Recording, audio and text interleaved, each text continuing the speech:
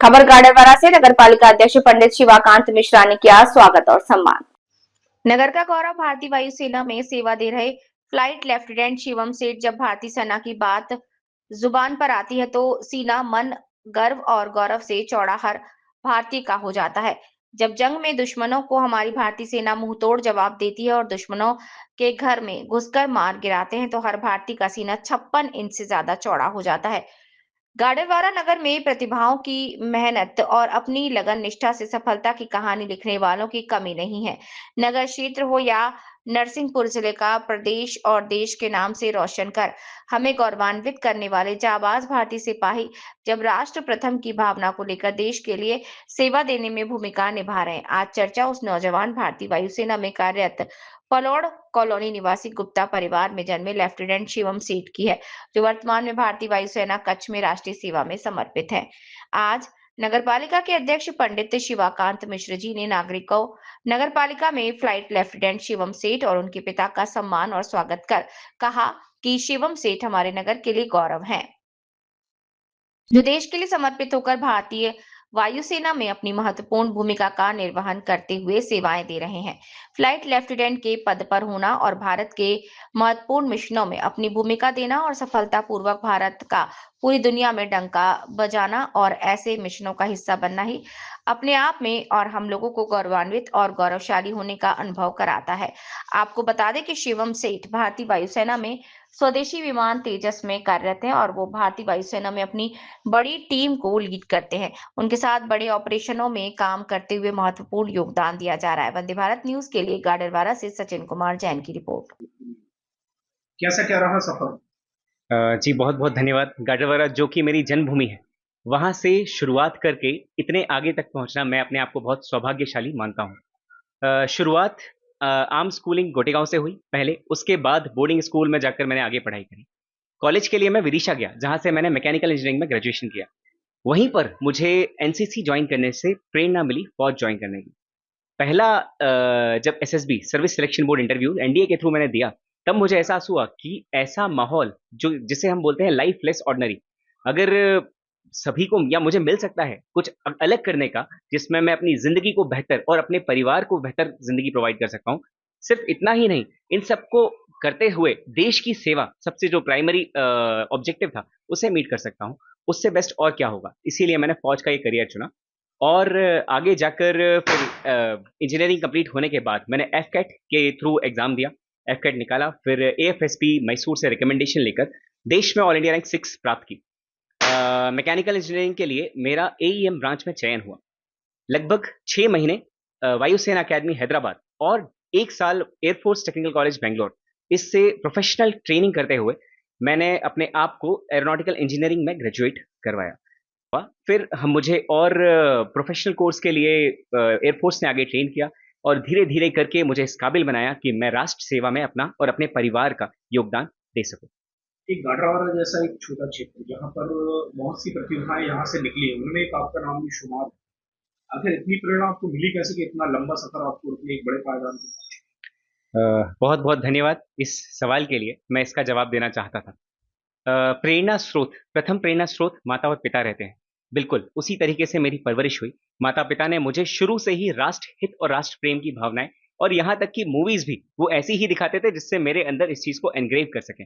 बिल्कुल। और उसके बाद फिर एनसीसी से, जिसे मैंने जब अपने फौज के अफसरों से इंटरेक्ट किया, फौज के सैनिकों और जो हमारे साहब रहते हैं उनसे इंटरेक्ट किया, जूनियर कमीशन ऑफिसर जिसे बोलते हैं, जब उन्होंने मुझे ड्रिल सिखाया, डिसिप्लिन सिखाया, धीरे धीरे करके उस चीज को मैंने अपनी ग्रोथ में एम्बाइब कर लिया। और इसी तरीके से मुझे प्रेरणा और मोटिवेशन पूरी तरीके से मिल गया कि मुझे फौज ही ज्वाइन करना है। इंजीनियरिंग के बाद जो मेरा प्रोफेशनल नॉलेज था, मैं चाहता था कि उसे कहीं ना कहीं देश हित में और एरोनॉटिक्स में कोशिश करूं कि मुझे वहां मिले। मेरी कोशिश थी कि मैं इसरो, एयरफोर्स या फिर एचएएल ऐसे संस्थानों में ज्वाइन करूं। Air force being the first choice as I wanted to join defence forces. कोशिश किया, इसरो के लिए भी कोशिश कर रहा था साथ में, लेकिन एयरफोर्स जो मेरा बेस्ट ऑब्जेक्टिव था उसी को मैंने मीट किया। तो अपने आप में मैं गौरवान्वित हूँ कि इस सेवा का मौका मिला। माता पिता और मेरा जो राष्ट्र ऋण रहता है उसे मैंने पूरा किया और कोशिश पूरी रहेगी कि गाडरवारा का नाम और अच्छा और रोशन करूं। वहाँ पर जो आपको जॉब करने का अवसर मिला, उसमें आपकी वहाँ पर किस प्रकार की भूमिकाएं रहती? जी बिल्कुल। मैं वायुसेना में एईएम एरोनॉटिकल इंजीनियरिंग मैकेनिकल उस ब्रांच का ऑफिसर हूँ। और वहां पर आप अगर वायुसेना को देखते हैं तो आप इसे technological driven and intensive force बोलते हैं। आज की दुनिया में ये वायुसेना हमारे पूरे वर्ल्ड में तीसरी सबसे स्ट्रांगेस्ट फोर्स बोलते हैं। और ऐसी स्ट्रांग टेक्नोलॉजिकल ड्रिवन फोर्स को मेंटेन और ऑपरेट करने के लिए इंजीनियर्स की सख्त जरूरत पड़ती है। ऐसी ही ब्रांच में मेरा चयन हुआ है। तो मेरा मेन ऑब्जेक्टिव रहता है कि मैं वायुसेना के तकनीकी रूप से जो असाधारण टेक्नोलॉजी बोलेंगे उसे मेंटेन करूं, उसे फ्लाइंग फिट, फाइटिंग फिट और कॉम्बैट रेडी मेंटेन करके रखूं। आप गाडरवारा जैसे क्षेत्र से आपका एक बड़े पायदान पे जाना हुआ।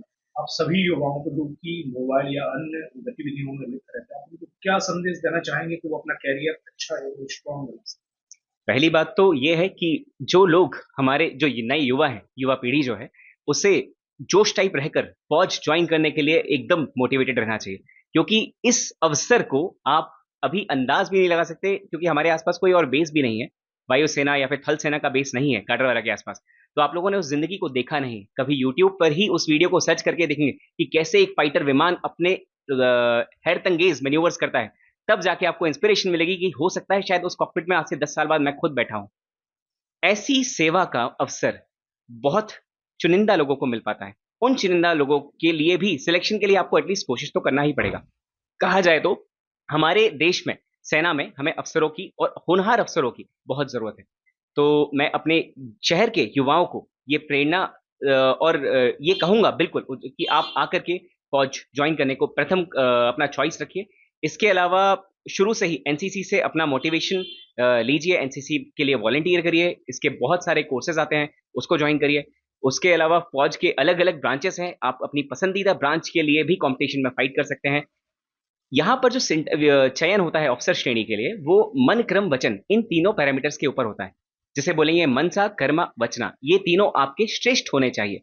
तो इन तीनों पर काम करते हुए अपने आप को डेवलप करिए। कोशिश करते रहेंगे, होगा। लेकिन हिम्मत नहीं हारना है और खुद को ध्यान भटकने नहीं देना है। लगातार कोशिश करिए। All the best. गाडरवारा में फ्लाइट लेफ्टिनेंट शिवम शेठ जी का आगमन हुआ है, वो आपसे मिलने भी आए हैं। आपका क्या कहना है इनको लेकर? ये गाडरवारा नगर के लिए बड़े सौभाग्य की बात है। हमारे क्षेत्र का बेटा फ्लाइट लेफ्टिनेंट शिवम सेठ जी कच्छ में अपनी सेवाएं भारत के लिए दे रहे हैं। निश्चित रूप से हमारे लिए बड़े गर्व और गौरव की बात है। और हमने आपको निमंत्रित किया नगर पालिका आने के लिए, आपके स्वागत के लिए, आपके सम्मान के लिए।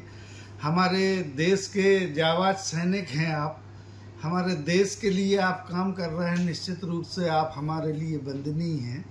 और इनके पिता बड़े श्रेष्ठ व्यक्तित्व के धनी व्यक्ति हैं।